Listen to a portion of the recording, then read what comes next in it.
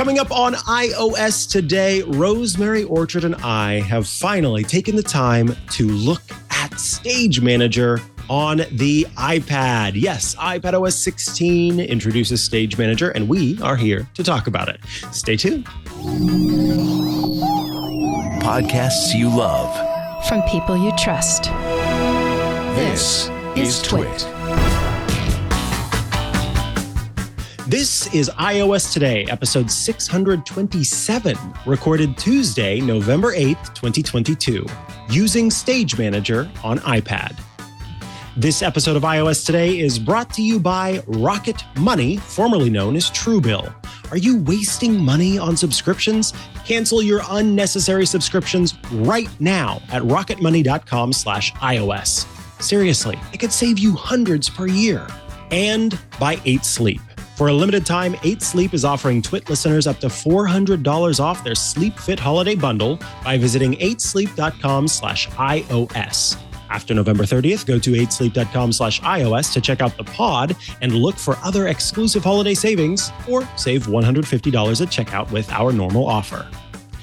And by Policy Genius. By making it easy to compare your options from top companies, Policy Genius can help you find the financial safety net your loved ones deserve.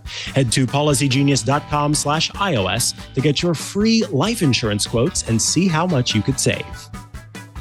Welcome back to iOS Today, the show where we talk all things iOS, iPadOS, tvOS, HomePodOS, watchOS, and all of the OSs that Apple has on offer. We love to talk about them here on iOS Today and make sure you out there can make the most of your devices. I am one of the hosts of iOS Today, Mikah Sargent.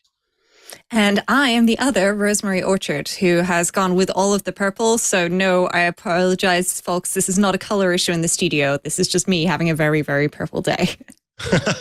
You know, sometimes you just need to just kit yourself out in all of your favorite, in entirely your favorite color. And I am glad that today is a purple day for you. For me, today is an I voted day. I did it a while ago, but today is the day when you wear the sticker because it is midterm elections here in California and in several other states. But certainly this week has been filled with people voting. So if you haven't voted yet, get out to vote. You are legally granted the ability to take the time that is necessary to go and vote. So keep that in mind and know that you have that right and you should make use of it. All right. Yes. And then the and also, you're allowed by. to pause the podcast to go vote as well. If you're somewhere where there's voting, even if you're not in the US, if you're somewhere else where there's voting, don't forget, you can pause the podcast, go vote and come back. We'll still be here afterwards. Promise. Absolutely. That is a fantastic point. Well, I think it's time to get into things because iPadOS 16, we know, took a while to roll out, at least in comparison to previous years. And in previous years, we saw iOS and iPadOS releases kind of tied together. And so when the iPhone launched when it was announced in September and then later when it rolled out in the early part of the fall, we tended to see iPadOS of the next version roll out as well. This time, Apple delayed the introduction of iPadOS and tied it to the next version of macOS instead. And part of the reason for that, we've heard, and certainly through the rumor mill and all that jazz, that it had to do with Apple wanting to iron out the kinks of and get right Stage Manager, which is a feature that is now available in iPadOS 16.1 that aims to make your iPad even more powerful as a multitasking device. So Rosemary had the great idea Rosemary and perhaps someone else had the great idea of talking about it. So do you want to kick things off with what inspired the chat today about Stage Manager? Yeah, I mean, I've been testing and using Stage Manager and actually really enjoying it for the last couple of weeks. And then Randy wrote in, and thank you for writing in, Randy, because what Randy said was, I hope you will take a deeper dive into Stage Manager. For the short time I've been using it, I found it troublesome, in particular when playing videos such as with the Apple Podcast app and YouTube. It's too easy to start scrubbing the video forward or back, and I'm not sure how to move the window around, and it's not always clear when I'm viewing in Stage Manager format or picture-in-picture. Thanks for all the good work you do. Love the show. Well, thank you, Randy, for being such a lovely person and writing in and asking us, to do this, because there's a little bit of a trick to Stage Manager and figuring out how this works. In particular, things like accidentally scrubbing through videos and so on. That's something where when you know how this works, you'll actually discover that this can be a very useful feature. But when you don't know what it is, it's a little bit confusing. So if you have one of the iPads that Stage Manager is enabled on, or you have a Mac and you want to get to grips with Stage Manager, then fingers crossed, you are going to learn something from today's show. And even if you don't have those devices, well, we're going to be covering a couple of other tips and tricks along the way. So don't worry, you're not going to be missing out.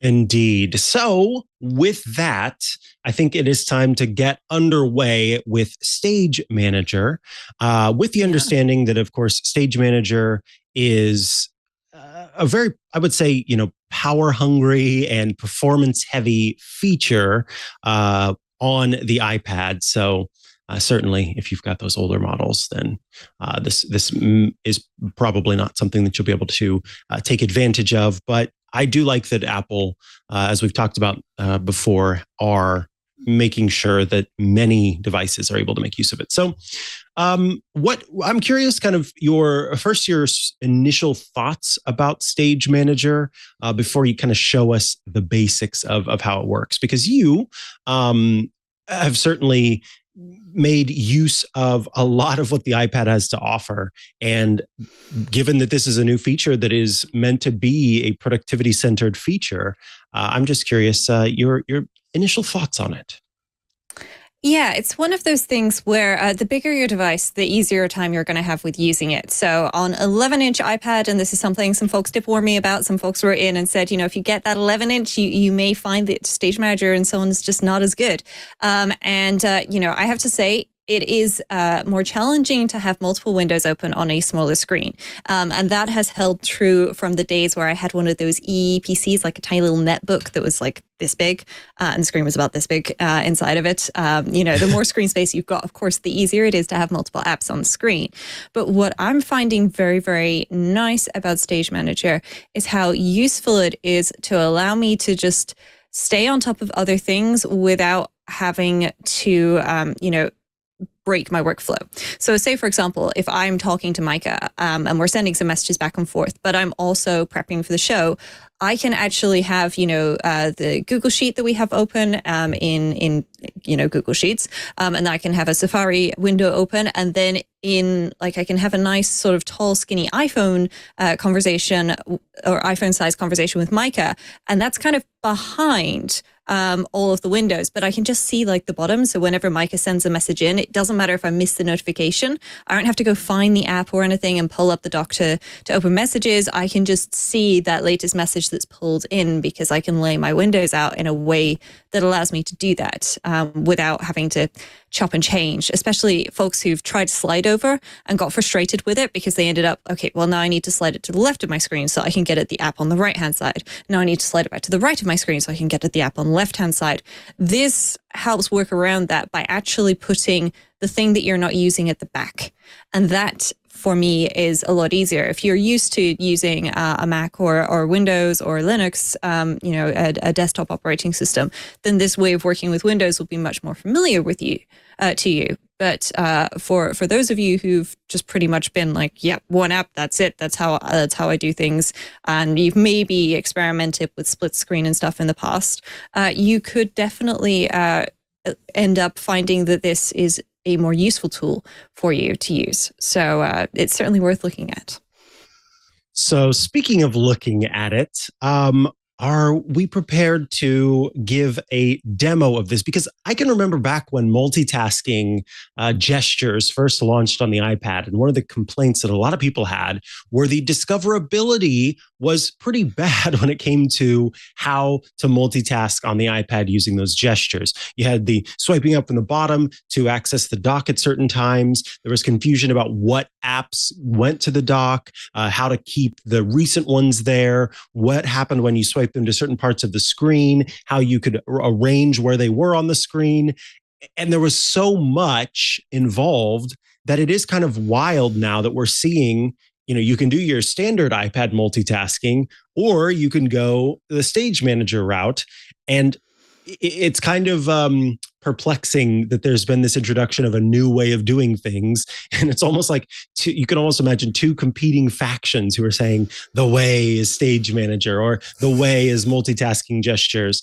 And we have been given, on the outside, an abundance of choice, which is nice. But I know people will kind of fall into those camps of which one is right for them.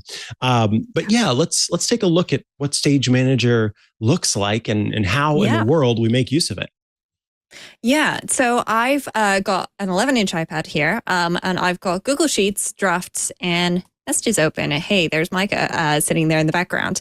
And so as I tap on different apps, which are here on my screen, they become active, and the previous one sort of slides behind the one that I activate. So as I go through and do things, I've got the template. So if I were going to create the next episode of iOS today, then I could do that from in here, or I could pop into the current show notes and make notes. And if I wanted to add another app into this view, so I've got 3 apps in this view. Well, there's a couple of different ways I could do that, but for example, one of the ones is I can just tap on the 3 dots at the top of any window and then tap add another window, and then I can pick something. So for example, I could pick news, and then that will just pop in. And as you can see, I open the news app on my iPad all the time. And so that's just one way to add it. You can pull things in from the dock, or you can pull them in from a stage. So I actually have Apple News here, and I don't actually want Apple News on this stage. So I can actually just, and I can either use my finger to pick this up, or I can use the trackpad. But if I grab those 3 dots, then I can just sort of drag it off to the side, and I can either drop it on one of the existing stages or just pop it off to the side, and then it's gone. And then if I want something else in this view, I can just drag it in here. And, I can go full screen on these as I like by grabbing the little grab handle in the corner. So the grab handle is going to move from the bottom right to the bottom left corner, depending on where something is on the screen, and where it can go on the screen. Now, I've got some quite big apps here. If I were to make this one, say, a bit smaller, and then perhaps I should make this one a little smaller as well. Now, my dock's popped back in. That's intentional. When I fully move this all the way over here. It's being a little silly at the moment because I'm trying to do this whilst talking on air, but the bigger your app is, and how close it is to the edge of the screen kind of moves the grab handle. So if your app is over on the right-hand side of the screen, the grab handle is probably going to be on the left, and vice versa, which is a good trick to know when you're there going, why can't I change the size of this window? It's going to be where the most space is, so that if you try and pull that over, then you can either take advantage of that and make more space, or you can take up more space, or you can pull it back. Now, I can make an app go full screen, or I can make it smaller. And as you'll see, when it goes smaller, my dock pops back in. And this is one of the settings that you can take advantage of. So I'm actually going to make the settings app here on my iPad full screen, which I can do just by grabbing the drag handle and pulling it right down into the corner, or I can tap the 3 dots and say full screen. And I happen to already be in the home screen and multitasking section of the iPad settings, where I can see that Stage Manager is on. And if I tap into this, then I can actually choose whether or not I want to see recent apps on the left and the dock at the bottom. I can just change these. I can also turn Stage Manager on and off from here. If I turn it off, then it will just pop me back into that standard split screen mode. And then when I turn it back on, it turns that back on. I should note, if you are thinking, oh, I'd like to give this a try, but you may run into the odd quirk here and there where an app hasn't been updated and occasionally gets a little stuck. You should add this to your control center. So once you've added Stage Manager to your control center, you can then tap and hold on that icon to control those apps on the left and the dock at the bottom. And you can just tap on the icon to toggle it on and off as well very easily. So that is certainly worth knowing about if you are, looking to experiment with Stage Manager and give it a try.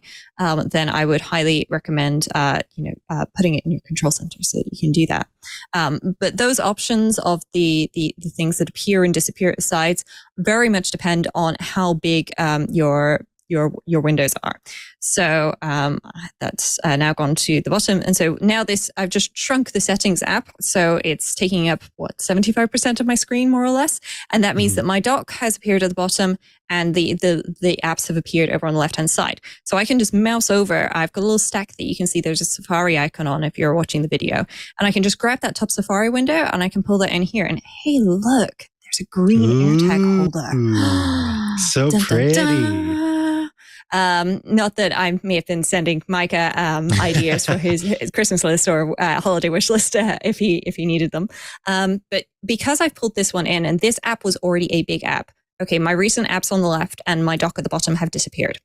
And now if I were to tap on this one and then I can resize it, if I just bring it up in height, then it's going to just reveal the dock. And then I make it a little bit narrower, perhaps. That's technically optional. And if I drag it over, this is sometimes a little tricky to demonstrate, but you need to have like two smaller apps. Okay, so you're looking at maybe a 40-60 split on your screen, and those apps in total taking up probably less than 80% of your screen, or enough that you have like the apps on the side and the dock.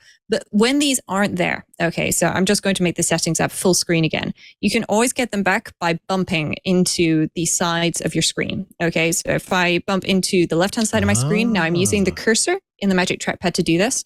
If I bump into the dock at the bottom, then they'll come back. Now, if you don't have a Magic Trackpad, which fair enough, they are quite pricey, the Bridge keyboard, I'm having some logistics issues with mine. So if you get one, good luck. That's great. But you can just grab your finger and you can swipe in from those sides as well. The dock will sort of hover and appear floating on top. And then you could grab something out and it will then disappear. And once you drag this little side window in, it sort of disables whatever you're currently in. Because in this case, if I tap on the recent apps option, then first of all, it maximizes Stage Manager again. It maximizes the settings app again, and then it lets me do the action. So it activates the window before it does that if you've not got enough space on your screen. But speaking of space, this is one of the things that actually Randy mentioned. You know, he said he was struggling a little bit with some of this because he was accidentally scrubbing through videos. So I happen to have the iOS Today sheet here, and I'm just going to drag drafts back in. And so what I'm going to do is I'm just going to make drafts quite wide and take up a lot of space. And I've still got that Google Sheet behind. And this is just a template sheet, folks. So sorry, there's no spoilers in here for the upcoming episodes, but we've got some great things planned. But what I can do, this is very nice if you've got a mouse connected to your iPad, which you can do via Bluetooth, or a trackpad. Again, you can connect a trackpad via Bluetooth or, using, say, a Magic Keyboard or similar. If I mouse over this and then I scroll, I haven't activated this window. Okay, this window is not active. It's behind the others, but I am scrolling, and I'm able to do this. And this is something that will happen as well if you're watching a video. So if you accidentally, scroll with, I think it's 2 fingers horizontally, then you will find that you scrub through the video. So that might explain what's going on there, because the windows can be interacted with in the background. So you may have, in this case, I had a spreadsheet and I was able to scroll up and down, and you can scroll left and right as well. And that's a useful thing to know that you can do, because in this particular case, this is what I wanted to do. But if it's not what you were intending to do, I could imagine that could be quite confusing, which is why Randy's had that problem with accidentally scrubbing through videos when he's been watching them and not knowing if they were in Stage Manager or picture-in-picture mode. We are going to talk a lot more about Stage Manager. There's certainly more to discover on its own, but also sort of an ongoing conversation about how good or complicated or hard to use and everything in between Stage Manager is. Before we get to that, though, I do want to take a quick break to tell you about Rocket Money, a new sponsor here on iOS Today. But what I love is that Rocket Money has been on the show in the past when it was called Truebill. You may remember when Leo Laporte and I used to host this show together, one of Leo's app caps was for Truebill. And I remember him showing me Truebill at the time, and immediately I went and downloaded it because it was this app that was going to help me save money by making sure that all of my subscriptions that I wanted to keep were in line and the ones that I didn't want were kicked out.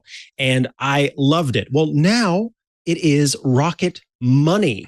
So if you are kind of thinking about the just huge amount of subscription services that are out there and you're going, am I possibly wasting money on these subscriptions? You may think that that's a small number, but it turns out 80% of people have subscriptions they forgot about. Maybe for you, it's an unused Amazon Prime account. God forbid, that can get very expensive if it is. Or something that seems a little bit more reasonable, like a Hulu account that that you don't use, or you signed up for a free trial that then was converted into a paid trial and you forgot about it. Well, there is a great app for helping you to track your expenses and to make sure that you don't waste money on subscriptions you never use. It's Rocket Money, formerly known as Truebill.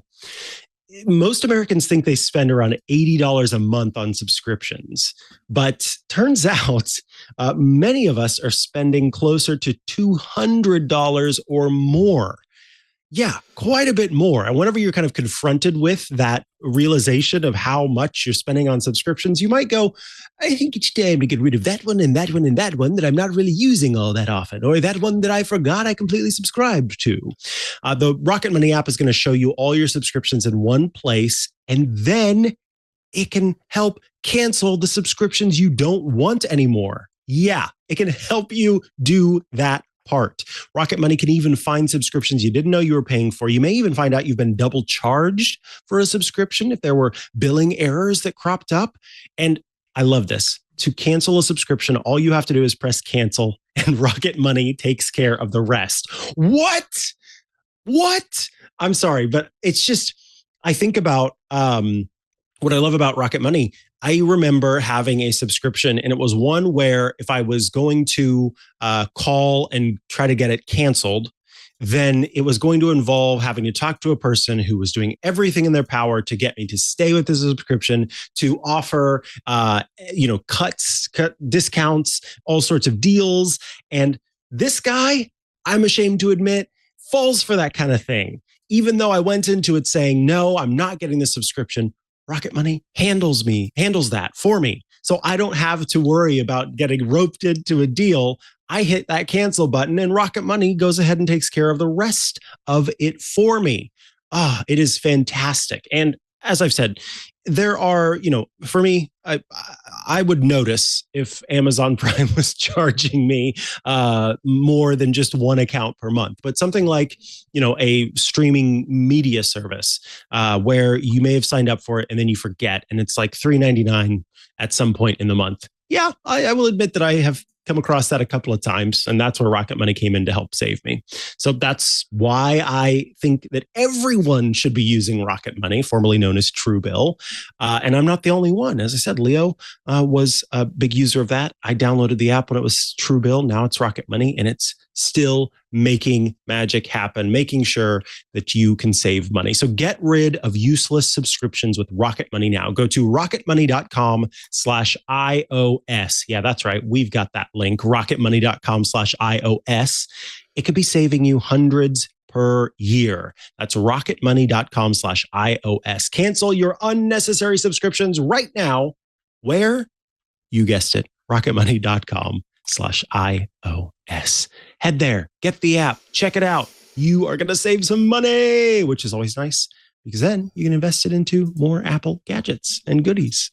All right, we are back from the break, and that means it is time to continue our conversation about Stage Manager. So you mentioned, Rosemary, and I think this is a great tip, that Stage Manager is able to be activated and deactivated in Control Center, so that you can, create your different stages and use it that way. But one thing that I was kind of curious about is if you have Stage Manager activated And on that side, in the sidebar, you've got your different stages where there are 2 or 3 apps in each of those. What happens when you deactivate Stage Manager and then reactivate Stage Manager? Do the stages that you created before stay where they are, or does everything reset whenever you reset the stage, so to speak? That is a very good question. And I happen to have, while you were talking, put together a little stage. So the main stage that I'm currently using right now has Google Sheets and Messages and Drafts, okay? And I've laid this out very deliberately in a sort of standard split screen with slide over style view. So I'll just swipe into Control Center and tap to turn this off. And what this has done is it's tried to be intelligent about what it did with my apps, okay? So because Messages was behind, it kind of assumed that that was not the window that I wanted to be active at that moment. So it's put Drafts and Google Sheets side by side for me. And if I try to swipe in from the side, that's the slight difficulty that I have there with having Drafts over on the side. But if I were to slide in something from slide over, which I don't have anything in slide over, then I would be able to do so. And if I swipe up into multitasking, then you'll see that I've got Messages from Mikah in the bottom left. And my other sort of stages haven't disappeared entirely, but they have transformed. Okay, so I had Safari and Discord open together, and those have gone back into a more traditional split screen. If I re-enable Stage Manager, one of the ways that you can tell I'm in Stage Manager, by the way, for any folks watching the video, is that my home screen is blurred out because I would be in a stage. Okay, if I'm in a stage, it's not got anything on it, then it blurs out your background. But now if I pop back, then I can see that actually that combination of Safari and Discord has transformed back into its previous sort of split screen view. And if I reopen my Safari and Drafts, it looks very similar to how I had it before. Now I have lost the Messages mini app that I had in here, which I can just pop back in. There we go. So Mikah is now lurking behind Drafts, ready to send me something fun, I'm sure. Maybe I'll get another downward dog this week. Who knows? So it does a fairly good job of preserving your stages when you disable Stage Manager. But you may also find that if you run into any issues, I had something, I think it was last week, with an app where I was trying to write text, and unfortunately the way that Stage Manager works meant that the keyboard just kind of kept bouncing up in the way and then back again. And this is just iOS wasn't handling it very well. I just pulled that app into full screen and typed what I needed to type, and then I put it back into the smaller view, and that was fine. Because what I can do at any time, okay, any of these apps, if I tap on the 3 dots here at the top, I can full screen it, or as I mentioned, I can just grab that drag handle and pull it, and so it will take up my whole screen, and this app is in full screen now. And what's very cool is if I look at the stage, there is no extra stage for Google Sheets and Mikah. Where's Google Sheets and Mikah? And the answer to this is very simple. Google Sheets and Mikah are actually lurking behind my current window. So if I just pull this back in, then look, see, there's Mikah and there's the Google Sheets as well. So I can just pull that all back in at any time. And that is very nice, I find. It's a very Mac-like way of working. If you're very used to some kind of system where you just tile windows, very much like we did in Split View, then having this concept of something being behind something else can be a little tricky to wrap your head around. But don't forget, you can always just pick something up and move it off to a new stage at any time. And if you've got other apps, other windows from that app open, I should note it will collect them together automatically. But it is, quite useful to be able to do this. And it certainly can make things like, how did I end up with 17 Safari windows open, a little bit easier to wrangle, so that you can find all of those tabs that you've somehow mysteriously lost, even though you had it 2 seconds ago. Those are all good tips there for Stage Manager. And it's interesting to see kind of how there is that attempt at least to translate between the two methods. Stage Manager also came to the Mac, and I don't think that's something I will ever use. I, have been organizing the windows and apps on my Mac for quite some time now, and most of the time, I do it in such a way that it's a lot like having split view apps, but without actually going into split view. So each app that I'm using has its own space on the screen and nothing really overlaps, except on occasion. And I like it that way and plan to keep it that way. But on the iPad, if I do use multiple apps at once, it tends to be that there, for me, split view and those sort of classical slide over and all of that works better for me rather than trying to force the iPad into a Mac headspace. But it's nice that Apple is trying to provide folks with the option to have both, or I guess it's kind of three different ways of doing things, where on the Mac at least, because you have the ability to use Stage Manager in macOS Ventura, you have the ability to use split view and those other sort of multitasking views in macOS Ventura, and you have the standard nothing is happening, you are in control of the Windows method of doing it on macOS Ventura.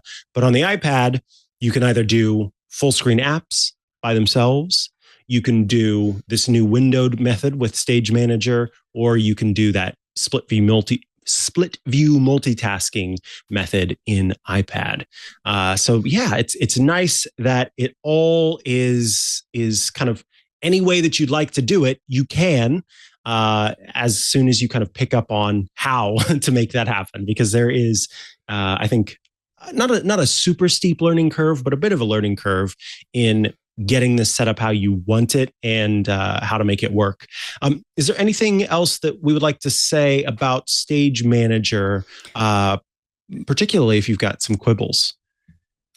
Yeah, I mean, I have to say it's not perfect. And if the app hasn't been updated with Stage Manager in mind, you may find every so often if typing using a keyboard or an on-screen keyboard and your keyboard kind of disappears or the text stops typing or something like that, then that's probably that the app hasn't been updated for Stage Manager yet. And the best way around it is either making the app full screen or just toggle off Stage Manager, write whatever it is you need to write and toggle it back on. This is one of the reasons why I have drafts around, because I end up just pulling drafts in, type whatever I need in there, copy, paste it, and I'm done. But that's getting fewer and fewer by the day. There are a lot of ways to add apps into Stage Manager. So, I mentioned before that there's two with, you can pull from the dock, you can tap on the three dots, you can pull from Stage Manager, but also if I pop into the multitasking view, I can then, I can get rid of a window here. But once I've done this, then I've got the options, and I can, for example, if I were to open a Spotlight with Command Space on an external keyboard, then I could type in, I don't know, say Overcast, and I can pull in an app from that as well.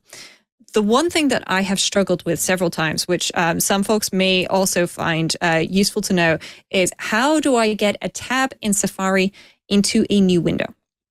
Okay, so I've got Safari here open, okay, and I happen to have two tabs in Safari. I want this to be another window. So I've just shrunk my Safari window a little bit to make this a little easier for you to see. But if I just pick up this tab, then if I drop it just here, it kind of doesn't really do anything because I'm dropping it onto the same window.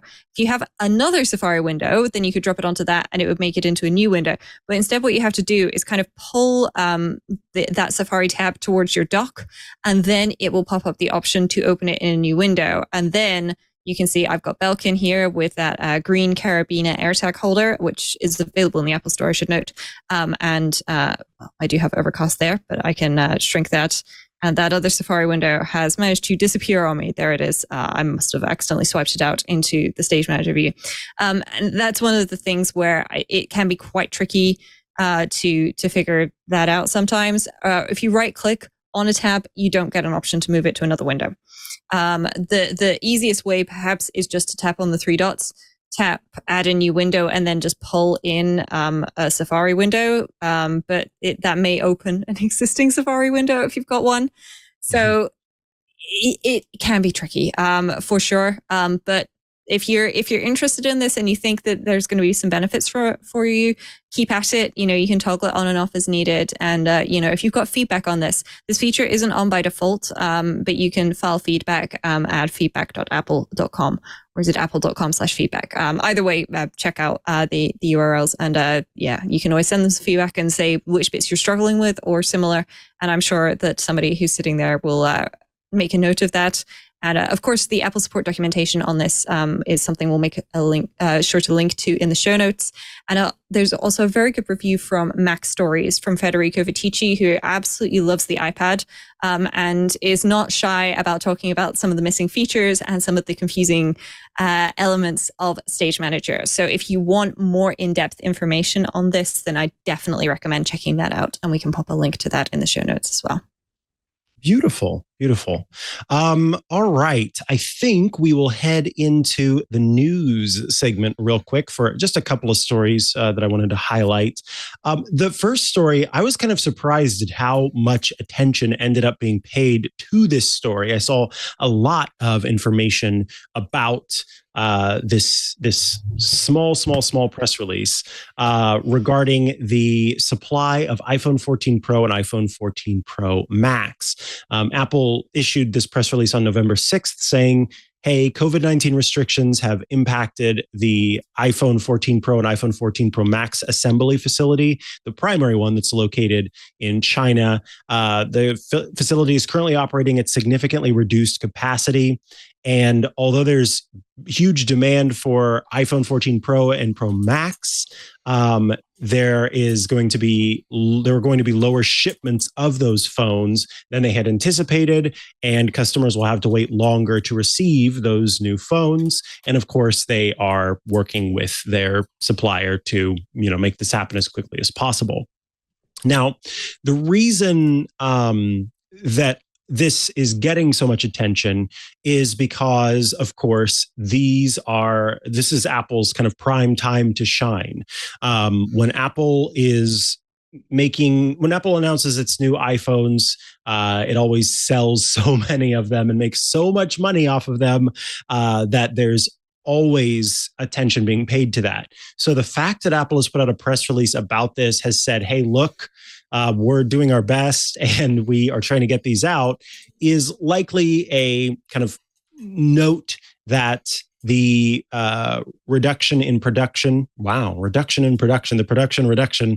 may have an impact on Apple's earnings and could result in some issues there, but also just on customer satisfaction in general, and companies being able to, or rather individuals being able to purchase the latest phones. So if you go and you see, you're wanting to buy a new iPhone 14 Pro or Pro Max and you're unable to, or they say it's going to be a couple of weeks and then it'll be out, this is likely what has impacted the ability to get that phone as soon as you want. Rosemary, tell us about Apple Watch. So Apple actually published something interesting on the Apple website, and there was a very good 9 to 5 Mac article about it as well, about how the Apple Watch is actually helping folks who have PTSD and have nightmares as a consequence by helping wake them up whilst they're having these nightmares. So obviously, this has been done with a lot of scientific study, because I'm sure many folks have heard if you encounter a sleepwalker, you shouldn't wake them up, but clearly, these folks from NightWare, which is the name of the app, know what they're doing and why this is beneficial in this particular case. And I thought that this was just a very cool way of demonstrating how the Apple Watch can be useful for folks in so many different ways. PTSD is, I'm sure, for folks who have it, really, really debilitating at times to your mental health. So I'm really glad to find that the Apple Watch and other apps and similar things are being used to help alleviate some of the problems that people suffer. And I'm certainly going to be going and checking out NightWare and some more information about it. It does require a prescription. I should note the app, or it seems to require a prescription, but it's all done with healthcare professionals and so on. So if you have disordered sleep and you've got a medical professional helping you with that, then it certainly might be worth looking into this, which is just a very cool use of a device that I didn't realize existed until just now. Yeah, this is fascinating. So it appears as though it is an app, but it's an app in a system, but it's only available again via prescription. And so you have to get the prescription in order to get the app and use it with the Apple Watch. I'm on the site nightware.com to kind of learn about it a little bit. And in every product photo, they are showing the Apple Watch and then showing sort of app captures there, as well as what appears to be a website and the app on the iPhone itself. Fascinating. And I think very cool that if you are struggling with nightmares, it often does lead to sleep avoidance, which of course is going to cause more issues because you do have then sleep deprivation. And so then you get to a point where depression and all sorts of it is we talk about the impact of sleep all the time, and it's no surprise that this only worsens the condition of PTSD, but they aren't able to get sleep like they need to because they are afraid of those nightmares that they're experiencing with good reason. Yeah, and even if they do get to sleep, then they have the nightmare, which is pretty terrible. So I'm really glad that this is there. And I did think, Mikah, that you would be particularly interested in this, as you are such a sleep nerd, as you like to call yourself, which is honestly great. And I would be really interested to see this roll out further.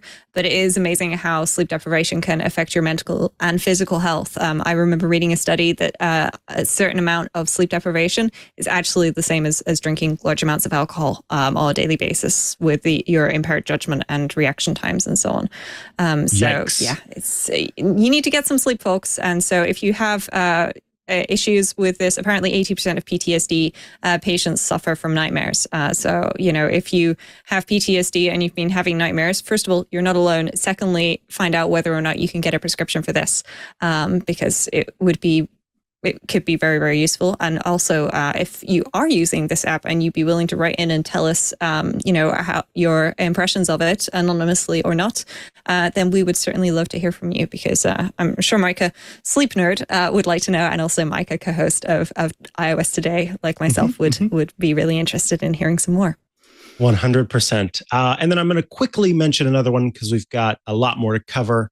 Apple is reportedly, according to Mark Gurman from Bloomberg, looking at removing the word "hey" in front of the trigger phrase that it uses to activate Apple's Assistant. So instead of saying, "Hey, Apple Assistant," and we all know the name of that, SIRI, you would just say the name itself and then tell it what to do. So this would be a lot like Alexa, Amazon's virtual assistant, where there's no "hey" needed in front, unlike Google, which does have the "hey," which is needed in front in order to activate that. So, who knows if this will end up being the way that they do things, but I am not surprised to see that is possibly the case there. Rosemary, any quick thoughts on that before we take an ad break? Yeah. I did notice some folks commenting online, which I thought was a very good point, that they find that the "hey" in front of Siri encourages you to be slightly more polite. Now, potential Skynet aside, and computers taking over the world, I think it is one of those things where having that "hey" in front of the word actually increases it. Like, how many folks do you know who have a name that sounds very much like Amazon's Assistant? It is a name that is consistently within top 200 in the Western world, in English-speaking countries at any rate. So that's not great. So by adding that "hey" in front, anybody who has that name, and yes, Siri is a name, it's a Finnish name, I believe, then they don't have to worry about their name triggering iPhones, iPads, HomePods, and all the other devices nearby. But it also reminds you that you're talking to a device, which can help you phrase your questions or statements in a way that is easier for it to parse and more likely to get you the result that you want, instead of making it more conversational, which is something that Siri in particular is getting better at. But it's still not perfect. No voice assistant is perfect. So, I think we'll see. Maybe it'll come as an option or an accessibility feature at some point. That could be very interesting to see. I know Apple have snuck a lot of really great, powerful features into the accessibility settings that a lot of folks have really benefited from. And I'm certain that there are some people who struggle with pronouncing the name Siri, who would appreciate having an alternative option. Or people who, in general, speech impediments who struggle with the two words together, but still would like to use a voice assistant. All right. We were just talking about sleep, and that makes this the perfect sponsor for our ad break. And for the show today, it's 8 Sleep. Yes, I love 8 Sleep. Love talking about 8 Sleep because, as we've just talked about on the show, and as I say all the time, good sleep is so incredibly important. You need to get good sleep. And frankly, this holiday season, with the never-ending sort of rush of trying to get everything ready and prepare for your friends and family to come together and all that stuff, more than ever, sleep is needed. So give the gift, whether it's to yourself or to others, the gift of deeper sleep. Consistent good sleep can help reduce the likelihood of serious health issues. It can decrease the risk of heart disease. It can lower blood pressure. It can even reduce the risk of Alzheimer's. Good sleep is so incredibly important, and 8 Sleep is magical. In fact, just the other day, for the second time since I've lived in this townhome, my AC stopped working. Yes, I am one of those privileged few in California who has AC in my home, but it stopped working, and I didn't have the same just absolute upsettedness and anger and frustration that I've had in the past about the AC going out, because I knew that when I went to sleep, I wasn't going to have to worry about being so hot because I had my 8 Sleep. So even though the day was warmer, I knew when I went to lay down, that meant that I was going to sleep just fine. And in fact, that was the case. I slept just fine thanks to my 8 Sleep pod. It means that I fall asleep faster than I ever have before. And I stay asleep. That's the most important thing. I would wake up in the middle of the night before, so warm, and particularly if the AC was out, staying up in the middle of the night. So now I don't have to worry about that. The 8 Sleep Pod is a tech layer that fits onto your mattress like a fitted sheet. It's a really cool system. You put it on, they tell you like, align it this way, align it that way.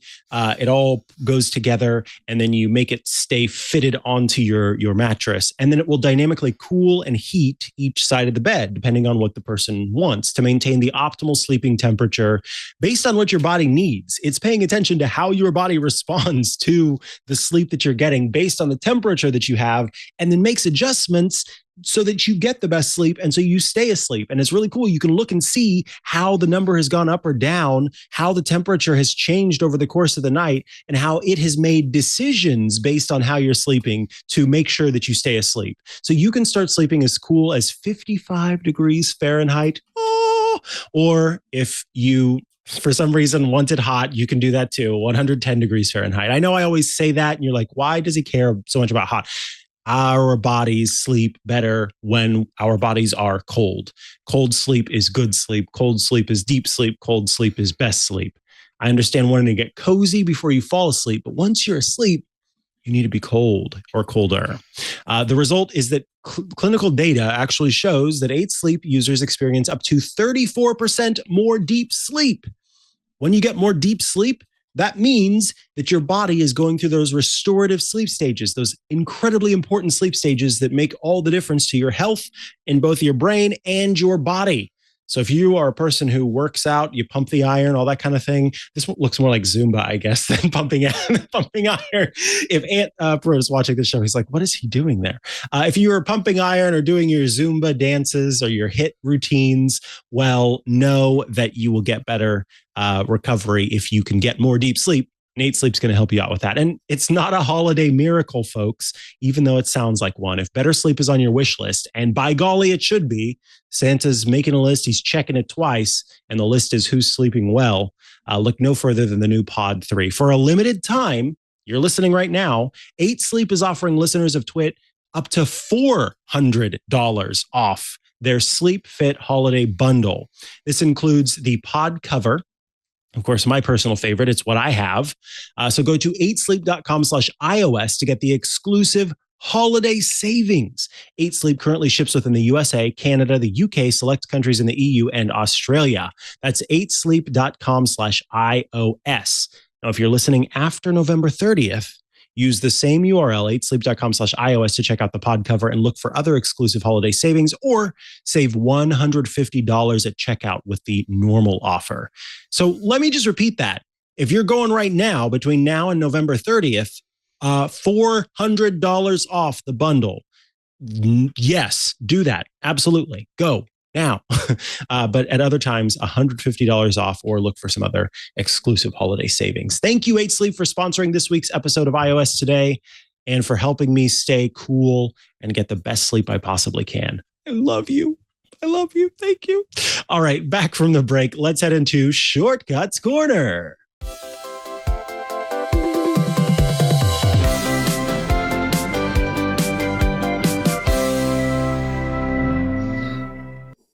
It's time for Shortcuts Corner, the part of the show where you write in with your shortcuts requests, and Rosemary Orchard, our shortcuts expert, provides a response. Our first Shortcuts Corner request comes from Melissa, who writes, "Schedule podcast download, ? Hi, Mikah and Rosemary. I'm an avid iOS Today listener and really appreciate all the new apps, tips, and tricks, news, and shortcut information you provide. I'm wondering if you know of an iOS or iPadOS podcast listening app that allows you to schedule when episodes are automatically downloaded, or if there's a way to do this with a shortcut. I received an email from my ISP that my download speeds will be throttled if I hit a certain threshold. However, network usage during 11 p.m. to 7 a.m. will not count towards the threshold. The majority of my entertainment is watching podcasts. About 95% of them are Twit Network podcasts." Oh, thanks, Melissa. "So I'm thinking that figuring this out will help with staying below the threshold. I work from home and I cannot afford to be throttled. Thank you for any suggestions you can provide, Melissa. P.S. Do you have info on average file size for each Twit podcast? This would allow me to calculate how much I'm downloading in order to determine how much this will help."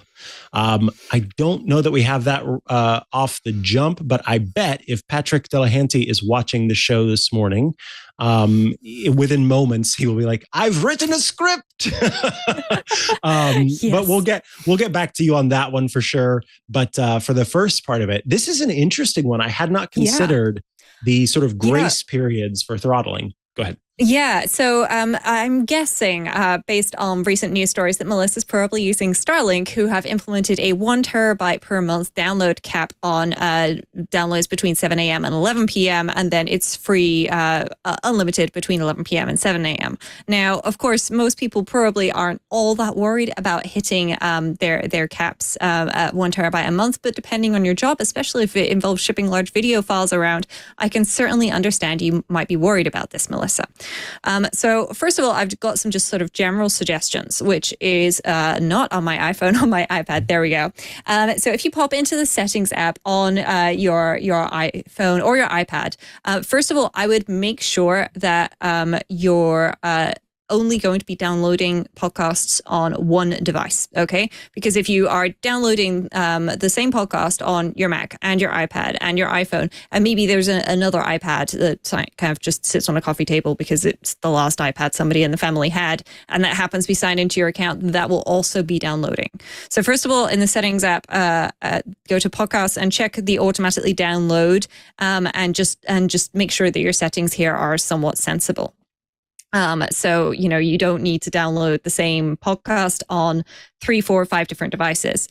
If you do need to download this and you've got a Mac at home, it's worth looking into content caching, where one of your Macs can actually say like, hey, when stuff gets downloaded, I'm going to hold on to it for a bit. And then other devices that need to download something will, instead of going out to the internet and getting the file again and downloading it, will actually go through the Mac and it'll go, okay, here you go. So it just kind of gives it back again. So it's very useful for iOS updates and so on. It means that you can download them in literally seconds once you've downloaded the first one to multiple devices. But I do have a suggestion. It's not a great suggestion, I'm afraid, because the thing that I really wanted to be able to do for you, which sadly was not able to do, was to actually change your network settings. Because if you go into your Wi-Fi settings and you tap on the info bubble, you can turn on and off a low data mode for a particular Wi-Fi network. That's great. If you've got a really nice router, you could potentially even have two Wi-Fi networks, one that turns on at 11 p.m. and turns off at 7 a.m. And you set that one to not be low data mode, and the one that turns on at 7 a.m. and is on till 11 p.m. has low data mode turned on.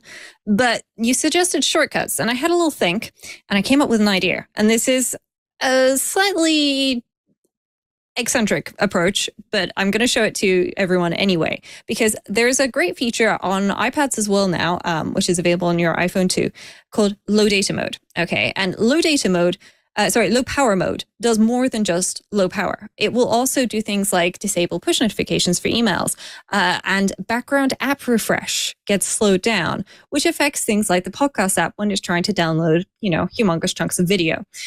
So what I would do is in the settings app for this, I would just change the time to say 11 p.m. or make it 11:02 to be sure, and say repeat this daily. And then you can just turn on low power mode. And it's a simple one action shortcut. Or actually at 11 p.m. you'll turn off low power mode. So let's make sure that says off. And then you can just turn off this ask before running.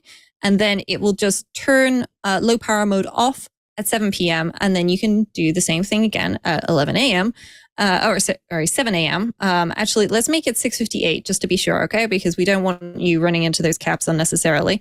So time of day, 6:58. And then you just add that low power mode action again. And we say turn low power mode on. That's what we want to do there. And I've not gone with toggle just in case you end up turning it on or off for another reason.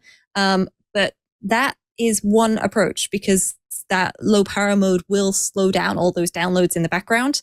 And that's something that is definitely worth considering.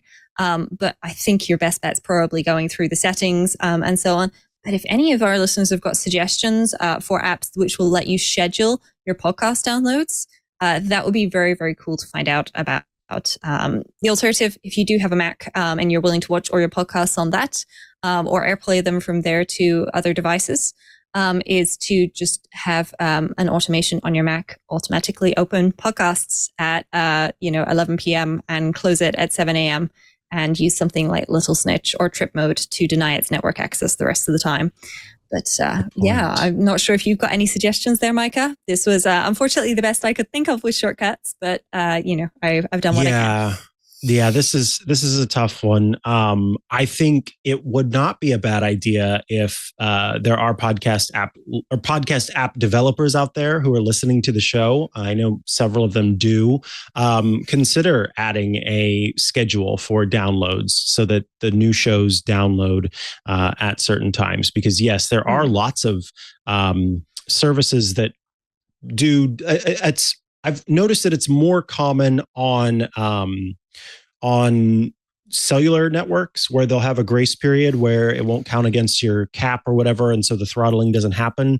But certainly when it comes to podcasts, it would be good if it was like, yeah, I want to download this, but just wait to do it until I'm asleep so that it's there in the morning. And then it also happens to not count against. I think that would be great. But yeah, background app refresh and that magic is kind of how to do it. I think some podcast developers may struggle to do that just because Apple, when they say, okay, you can have background app refresh, like you can say, hey, and can you ping me at this time so I can then go do this thing? But there is absolutely no guarantee that iOS or iPadOS is actually going to wake the app up at that particular time to do that thing or give it enough time to do whatever it needs to do. And it's one of those things where working in the background on an iPad or an iPhone can be a little bit tricky, which is why some folks may have noticed, they go to use a podcast app and their podcasts haven't downloaded. But why? And they haven't opened it in a week or so. And it's just not been given the opportunity by iOS or iPadOS to do that. So a little bit of a shame, but I'm certain somebody somewhere can think of a creative solution to this. So we've got to start with low power mode. And anybody who's got any suggestions for Melissa, please write in and let us know. iOS today at twit.tv. All right. David writes, Dear Mikah and Rosemary, I've got a shortcut I can't quite crack. Ooh, I love how that sounds. Can't quite crack. With iOS 16, Apple added the ability for multiple stops. So I've been using that to take my kids to school and route back home to monitor traffic. On the way to school, the kids have their podcasts in the podcast app. On the way home, I have my playlist in Overcast. My vehicle does not have CarPlay. I would like a shortcut to start directions to school. Right now, it only goes to route options. Open podcasts to select an episode. Right now, it's the Listen Now screen, not Up Next or latest episodes. When we arrive at school, pause the media, start directions to home. I don't think Shortcuts does multiple stops. Open Overcast playlist so I can select the podcast when the kids leave. The shortcut I made does get me the route option list and can open podcasts, and I use a personal automation for the return trip when I arrive due X. The problem I have with general mapping is that it wants me to hit a dot on the map and won't consider me home or at school when I'm in my garage or the parking lot, so multiple stops never switches over. Using personal automations by location kind of works, but it doesn't automatically run. Instead, I get a notification to run it. It does a better job with proximity, but it still requires multiple input steps, so it doesn't quite work when leaving since it doesn't trigger until half a block away. Is there any way to tighten up this shortcut? And tell your folks I say hi. And then we will address the pet attacks in a moment. But first, I'm curious to hear, Rosemary, is there a way to tighten this up? Yeah, so there's a couple of things that I wanted to mention. You can do things like in the Maps app, you can say favorites and so on, but those aren't directly accessible to shortcuts. But what you can do in shortcuts, and I'll show it on my iPad here. I'm presuming that this one's actually being done on your iPhone, David. But when you create a personal automation, these when I arrive and when I leave options, when you choose that location, the first option it gives you is actually your current location. And as inconvenient as this is, I would highly recommend maybe next time you go pick your kids up at school, trying to just get there a few minutes early and then sit there and change the trigger, the location trigger, because as you've noticed, an address is imperfect. It's not going to be the exact GPS location that you're in.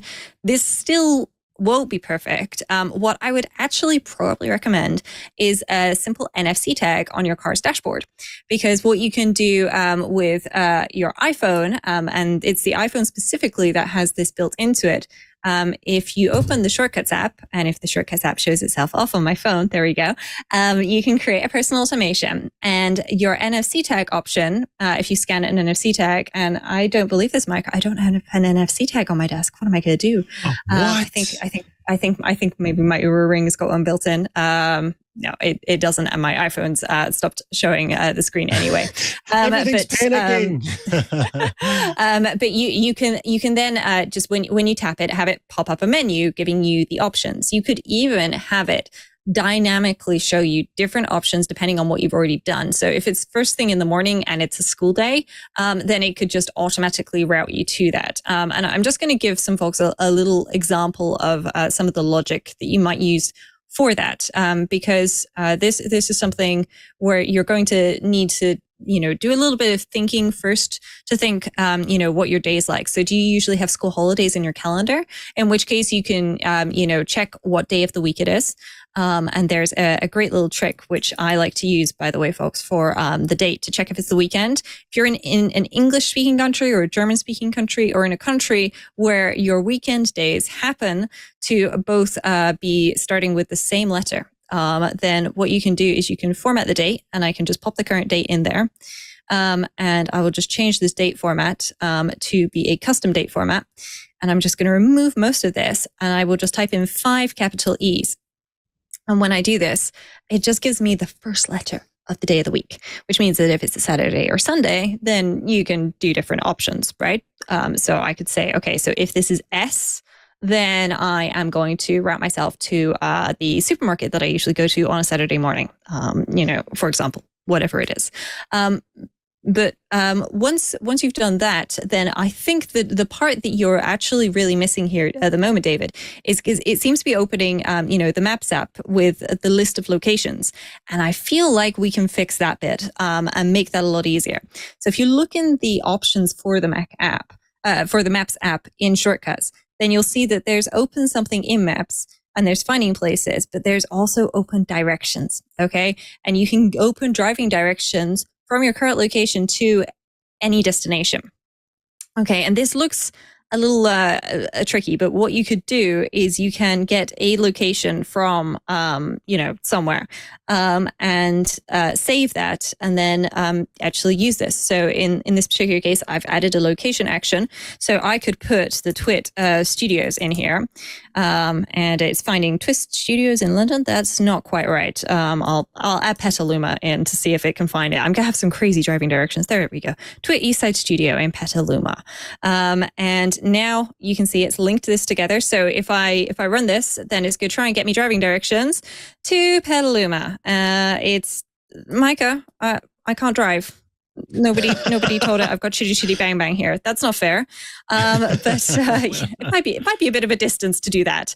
But if you open the driving directions, then it can actually do that for you. So it can actually just send you straight to the place that you want to do that. You can also, if you prefer to use Waze or Google Maps, switch to those options as well. And so I think that if you actually change this to getting you the directions to something, then it will certainly speed things up a little bit.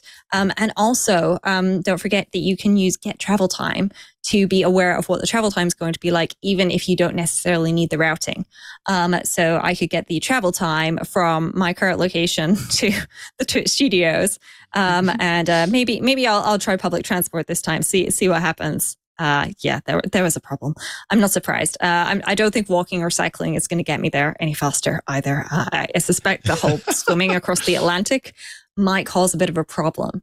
I think there's a couple of things that you can do there, David. Feel free to contact us back and send in the actual shortcut. Actually, I'll just show folks how to do that. First of all, in settings, you'll need to make sure that sharing shortcuts is enabled. But then when you tap on, there'll be a share sheet icon. And then when you tap on that, you'll be able to copy an iCloud link and you could use that to share what you've already done with us, which can be very useful if you've got a shortcut that you've got started on, you've got a little bit stuck, or you want to show off something amazing that you've made. It is very nice when folks write in saying, I've been using shortcuts. I've done this. It's great. I love it. I always love seeing the shortcuts as well if you're willing to share them. And by the way, there's also a pet tax paid. David writes, attached is Bingley. He hates the sounds of Mac and iOS messages, but don't hold that against him. He also loves to snuggle. For folks who are listening and not watching, this is a beautiful, I would say, I always think of dogs in three sizes. They're either large, they're mid-sized sedans, or they're tiny, where Chihuahuas are tiny, mid-sized sedans are like labs and dogs in that range, and then large is like Great Dane, big ones. I can't name them off the top of my head, but anyway, this is a mid-sized sedan. Alsatian. And he is so cute, gold and white, and just has an adorable little tongue and looks so sweet and fun. And I wish that I could pet Bingley. Yes. If we ever do an iOS Today meetup, Mikah, we might have to say that pets are acceptable. Yes. Well-behaved pets, obviously. Well-behaved pets are allowed to come to the event. We'll definitely make that. We'll try to anyway. That would be amazing. Thank you, David, for writing in, and thank you for paying the pet tax, which, as we've said before, you don't have to pay the pet tax, but we love it when you do. So iOS Today at twit.tv is where you send those requests, and all of that jazz. We'll do one quick feedback question before we head into the app caps and round out the show. Burke has written in, not our Burke that works at Twit, but a different Burke, has written in, "Hi, Mikah and Rosemary. Love the tech guy and iOS today." Oh, awesome. Glad to hear that. Would Hue Lights have an app on the Apple TV? Siri does not understand me because I have cerebral palsy. I really can't use my iPad when I'm on the floor. Thanks, Burke. So this is a great question about having control of the of your lighting in your home using the Apple TV. And what's long been the case, and something that I've wanted for forever, is a great home app on the Apple TV. Apple has continued to insist that that's not necessary because you can just use Siri to control your home from the Apple TV. But there have been a number of developers who have tried to create apps for the Apple TV to control your HomeKit home, and there are I've looked through, and a lot of them go unused. A lot of them are not what one would expect. So it can be kind of hard to find one that really works. But Rosemary's included a link in the show notes to a support document from Apple that talks about how you can actually set up in your home app scenes and then use the Apple TV kind of sidebar to, well, I guess they call it Control Center, to activate those scenes. So yes, you can. Yeah. Go ahead. Yeah. Well, if you press and hold the TV button on your Apple TV, and this is assuming that you've got one of the more recent Apple TVs, I believe Gen 3 and earlier don't support this, then you can open up like a little sidebar which allows you to do things like switch between user profiles, put your devices to sleep and things like that. But also you can enable HomeKit showing up in there, which if you've got HomeKit cameras and so on, they can show up too. But more importantly, you can have control over your lights through this. And what I like about this is the fact that it's available regardless of whatever app you're using or what you're watching. So you don't have to, try and exit an app and then go to a different app and come back. Now, of course, you may have accessibility issues with the tap and hold options. That's certainly worth exploring in the accessibility options of the Apple TV. But if you really want an app, then I did do some research, and there's one that's been mentioned several times on some different websites over the years. I haven't personally used this, but I have read good things about Hue TV by Flaming Pear Software. It's $2.99 in the App Store, and it's supposed to be good at helping you send colors from your TV to your monitor. It looked like when I was reading all the reviews that it's also for controlling your Hue lights. But I would double check the reviews on that. But I'd try, if you can, using the sort of control center sliding over sidebar option first, because first of all, that's free. And I'm always a big fan of trying the free things that are built in first. And secondly, it may do exactly what you need already. But either way, please, Burke, write back in and let us know if that works for you. And if you've got a suggestion for an app that can control either a HomeKit options or, Hue lighting in particular on the Apple TV, then please do let us know, and we will make sure to pass that along to Burke. Beautiful. All right. Let us take one more quick break before we come back with our app caps to round out the show. It's time to talk about Policy Genius, who are bringing you this episode of iOS Today. Look, we all hope we never need life insurance. You want to believe that things just keep going and going, but mortgage payments, childcare, and many other expenses don't just disappear when you're gone. Life insurance through your workplace may not offer enough protection for your family's needs, and it won't follow you if you leave your job. I think sometimes folks forget about that. Unless it's specified otherwise, if you've got life insurance through your workplace, it's not going to go from place to place with you. Since life insurance typically gets more expensive as you age, now is the time to buy life insurance. Policy Genius will give you a smarter way to find and buy the right coverage for you and your family. I've mentioned this before as well. Life insurance I can think on a few occasions where it made all the difference when it came to our family being able to spend the time and focus that we needed on grieving and coming together versus worrying about the expenses involved with the loss of a loved one.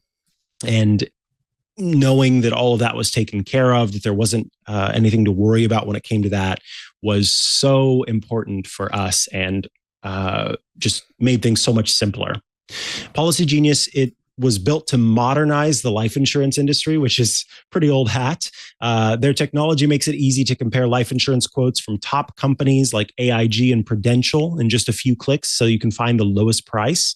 And with Policy Genius, you can find life insurance policies that start at just $17 per month for $500,000 of coverage.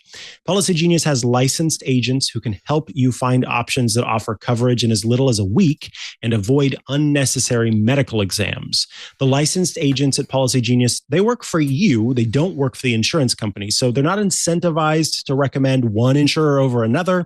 So you can trust their guidance. There are no added fees, and your personal information is private. So it's no wonder they've got thousands of 5-star reviews on Google and Trustpilot. And frankly, while you're there, you should check out the other options because Policy Genius offers quotes for home, auto, pet, renters, and more. Your loved ones deserve a financial safety net, and you deserve a smarter way to find and buy that financial safety net. Head to policygenius.com/iOS, or you can click the link in the description on our show page to get your free life insurance quotes and see how much you could save. That's policygenius.com/iOS. Thank you, Policy Genius, for sponsoring this week's episode of iOS Today. All right, let's do the app caps. This is the part of the show where we wear caps we wear funky caps atop our heads to honor our app and gadget picks of the week. These are the apps or gadgets we are using that we want to share with all of you. And in order to show just how committed we are to the awesomeness of these apps, we wear caps to celebrate. So, Rosemary Orchard, tell us about the delightful headgear atop your head, and then tell us about your app or gadget pick of the week. Well, this is something I've had it for a little while, and unfortunately, nobody can buy this because I made it myself. I actually knitted this little sort of ear warmer headband, and it's just a, I think, 5-strand cable or so, and it's surprisingly warm and lovely to use, and it's really, really tiny. So when I went to Sweden a couple of weeks ago, I threw it in my pocket on the way out the door, thinking I'm not going to need this, and it turned out I was really, really glad that I had it, and it helped keep my ears a little bit warmer. This is a lovely little homemade item. And my app/service pick of the week this week is Micro.Blog. So I'm sure a lot of folks have been reading about the fact that Elon Musk bought Twitter, and he's planning on charging people for Twitter more than they previously were, and more adverts and all sorts of things are going on. And a huge number of people have been looking for alternatives to Twitter, and they've been looking mostly, it seems, at Mastodon and similar. But there's a service that I've been using for years, which is absolutely fabulous. And it supports posting over to Twitter and either posting to a Mastodon account or being a Mastodon account, essentially, all by itself. And that's Micro.Blog. So Micro.Blog, which I can show you here on my iPad, is, an app with its own timeline. It's got a little community behind it of some very lovely people. Just like on other similar social media services, you can see mentions, you can bookmark things. You've got a Discover tab, which is curated so that you can see, what's going on there. So I'm seeing, apparently Ashley got up from the sofa and came over because she wanted to sit in, I guess this is Philip's lap in his chair, but there wasn't room. So he moved to the sofa and she's taken his chair, which is perfect. Or he, I'm not sure. She, Ashley is a she. But I love the fact that you can, discover things, and it's a very nice small community. And very importantly, whenever I go to create a post, which I can do very easily, this works on iPhone, iPad, etc., then I can post this somewhere else at the same time. So I have this set up so that I can cross-post it to Twitter, but I could also have it cross-post to, say, Mastodon if I wanted, or folks can just follow me on this account through the same Mastodon standard. Micro.Blog is free, and it's free if you've already got a blog, like say for example a WordPress blog, and you want to set it up and use that, or if you want to use Micro.Blog hosted as a service, and give Manton Rees, who's one of the folks behind this and many other great things on the internet such as JSON feed, some money every month. It's $5 a month for the paid plan. Or if you say, hey, you know what, I've been looking for a website and some other cool stuff, I might want to host short podcast episodes, post videos, things like that, then there is a $10 a month plan where you can do that. Obviously, the video and audio uploads are, not multiple terabytes of storage, but you can certainly upload plenty of audio and video snippets there to share with folks.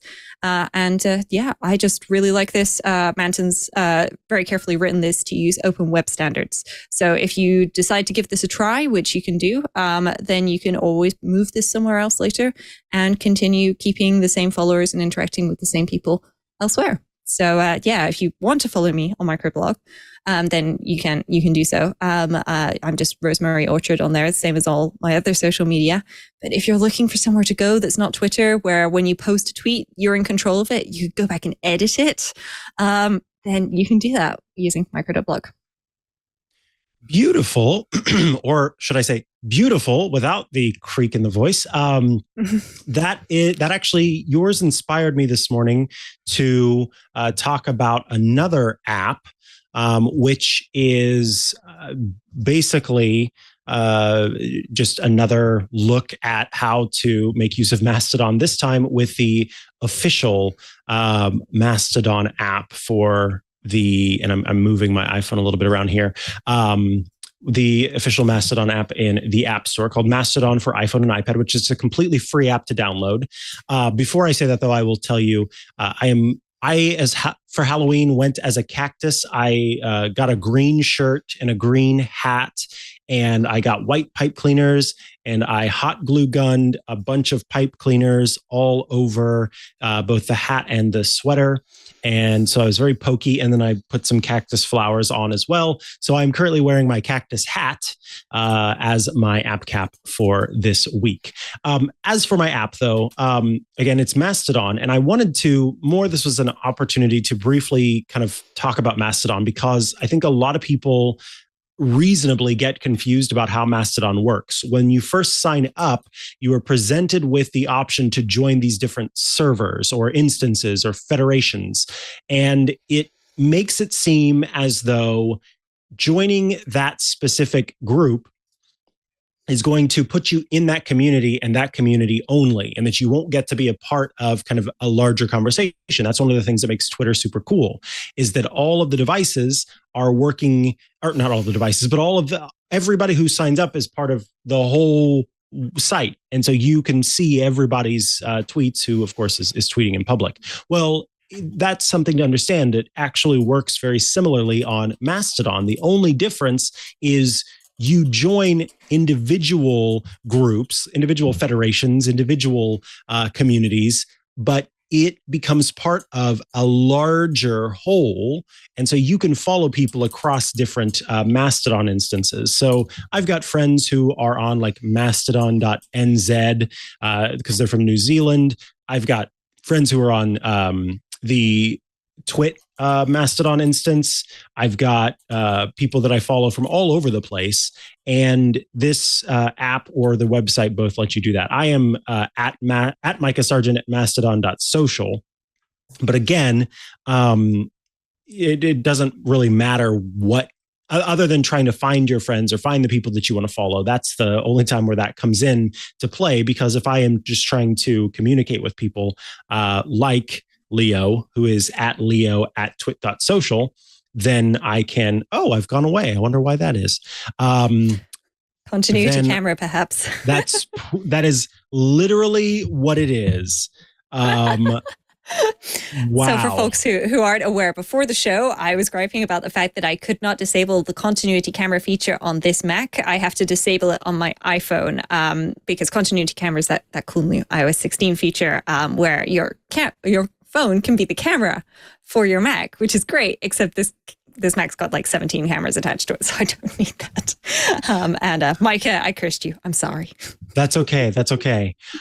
So I'm back, but yes, this is Mastodon. And as I'm scrolling through it, it will look pretty familiar. You've got replies, you've got retweets, you've got favorites that you can do. One of the cool things on Mastodon is that there is a content warning feature that a lot of people are using, not just for things that should be content warned necessarily, but also as a way to kind of provide a headline for content. So, for example, Chief Tutor, aka Leo Laporte, I can tap on this tweet that he sent out that says twit.social tips, and then I tap on it to actually read what the post is. So a lot of people are talking about how like the text that they're sharing is the below the fold text, but you can do an introduction to what you are saying using that content warning feature. I also like that depending on which server of which you're a part, you will get special emoji. So if I tap on the emoji icon here, I've got special emoji that are only available to the Mastodon.social community, including my favorite, the dancing hot dog from Snapchat, and also Clippy, who is fantastic. So there's a lot of fun, weird stuff on Mastodon, and I like that it's still weird and strange, completely free to download and use, no in-app purchases, none of that. So you can get that very easily for iPhone and iPad in the App Store. With that, we are coming to the end of this episode of iOS Today. Thank you for joining us today, for being a part of the fun. I hope that you got a better understanding, at the very least, of how Stage Manager works, and that you now feel ready and set to take on the world and take that iPad that you have to new heights. If you have other questions, though, please do let us know. iOS Today at twit.tv. That's where you send the questions. We record the show live every Tuesday around about 9 a.m. Pacific, which is a different time in different places. I'm sorry, you're going to have to do the time math. It changes because of silly rules in the United States and other places. So yeah, 9 a.m. Pacific, that's the time I know for sure. You can find it by going to twit.tv/live, where we've got different live streams, but you can also check out the show after the fact at twit.tv/iOS. By going there, you can subscribe or follow the show, both in audio and video formats. And so that way you can get the show as soon as it's available, cut together and placed in perfection, ready for your ears or your eyes or both as we do the show. If you would like to skip out on the ads and also become a supporter of the Twit Network and this show in particular, we've got a way for you to do that. It's called Club Twit. For $7 a month, $84 a year, I should say starting at $7 a month or $84 a year, you can join the club at twit.tv/clubtwit. When you do subscribe, then you get some great stuff. First, all shows ad-free, as I mentioned, so all the content, no interruptions. But you also get access to a special feed called the Twit Plus bonus feed that has extra content you won't find anywhere else. These are outtakes, behind-the-scenes moments, before the show, after the show. You also get access to the Club Twit Discord, which is a fun place to go and chat with your fellow Club Twit members and those of us here at Twit. Rosemary Orchard is super active in the Club Twit Discord and in every Discord that I see her in, which is awesome, because it means that you can have those great conversations and oftentimes inspire new episodes of iOS Today. And as I mentioned, starting at $7, you can choose. We've given people the option. They wrote in and said, $7, that's not that I feel like I want to give you more. So we've made that available because we continue to add great stuff, including the Untitled Linux Show, which is a show all about Linux and its various flavors or distros, as well as the Hands-on Windows Show from Paul Thurrott, which is a show about Windows tips and tricks, a kind of shorter format show that gives you what you need to know to make the most of those Windows devices you have. And then yours truly has the Hands-on Mac Show, a show all about not just the Mac, but all devices. Again, short format tips and tricks so that you know how to use all of the features that are on your iPhone, your iPad, your Mac, etc. And lots of fun app recommendations, etc. I love making the Hands-on Mac show. yeah, all of that available at twit.tv/clubtwit. Please check it out. Help us keep the network up and running, and survive for years to come. And with that, I think it is time for Rosemary Orchard to tell us where we can find you online. Yes. So as I mentioned, you can find me online on Micro.Blog, which is micro.rosemaryorchard.com, hosted on my own domain name, or just micro.blog/rosemaryorchard, which also has ActivityPub support. So if you're following me on mastodon.social, don't worry. I'm in the process of migrating that over into the right place. You will be moved over automatically. That's one of the things I love about open standards. Other than that, you can still follow me, of course, on Twitter at rosemaryorchard, on my website, rosemaryorchard.com. And of course, you'll find me in that Club Twit Discord hanging out. I've just had a message from Sven asking whether or not it's easy to add alt text to photos that you post on Micro.Blog, to which I'm very pleased to say that the answer is yes, just tap it and then type away. Mikah, where can folks find you? You can find me online at Mikah Sargent on many a social media network, including Mastodon, at Mikah Sargent at mastodon.social. But certainly my username's there at the front. Or just head to chihuahua.coffee, CHIHUAHUA.coffee, where I've got links to the places I'm most active online. I think that does it. Thank you for tuning in this week, for watching the show. And I hope that you are just rocking Stage Manager now on your iPads. Until next week, when we see you again, it is time to say goodbye and vote. The world is changing rapidly. So rapidly, in fact, that it's hard to keep up.